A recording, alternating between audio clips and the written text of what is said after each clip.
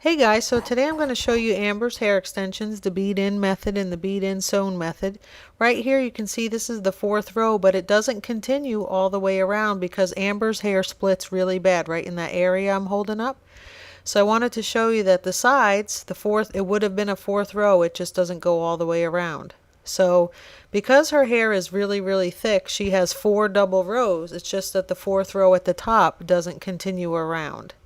It was a little technique I figured out in order to get some more hair in there without worrying about the split. So this is where the sides go. It's about an inch, inch and a quarter from the hairline, depending on the shape of the hairline. And she has we used one full package. There's 4 rows. The very last, the one at the bottom has 3 tracks. So there's, triple track at the bottom. The second one was sewn in bead. And then the third row was the beaded in method. And then what I consider the fourth row, even though it's split, one on the left and one on the right. Here was the sewn in method, and I'm just showing you, we're going to get ready to take this out of her hair. She said she felt like it was a little loose. So I'm just showing you what that looks like. You see the spaces in between the sewn part, which is fine for flexibility, but that's where she felt like it was loose compared to the beaded in method. So I'm going to get this out of her hair today and put it back in a different way. So underneath here, this is the beaded in method, which she really liked. And that's 3 tracks beaded in. So it's triple thickness. And that stayed in just fine. Not much gap between the beads. Keeps it pretty secure. And she has heavy hair and tends to be a little bit more oily scalped, but she didn't care for the looseness of this track. So we're going to go ahead and get that out and do a beaded in and sewn method, and I'll be able to show that to you.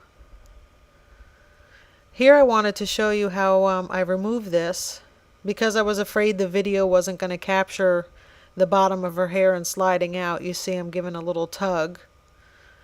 I've released all of the micro links or micro beads. And so her hair is just sliding right out. And that's what makes this such a nice hair extension or a weave treatment, is that it can be tightened over a few weeks, which releases tension on the area of hair that the beads were pressed down on. And then the hair removal is relatively easy. You don't have to cut all the thread out first. You just release the beads and out comes the hair. And then when I go to replace this, I'm going to replace it on the same line just because this has not been in for more than 2 weeks. We're going to go ahead and put it back in the same row. But if I were to replace it in, say, 2 to 3 months' time, I would go ahead and put it on the next inch or 2 up, inch up or inch down. So here's the beaded in and sewn method. I have another video on my channel. You can check that out. But here, this is 1 track folded over in half, which makes it a double thickness. But it's beaded down, and then the top is sewn onto and into the beads. But you can check out that video. So I just wanted to show you a little demonstration on a real live person, Miss Amber. And here's the close-up, and it's pretty tight. And she said it feels pretty secure, it feels pretty good. She has a lot of hair. So we'll get her feedback on this one. But this is something I just thought would be kind of cool to try.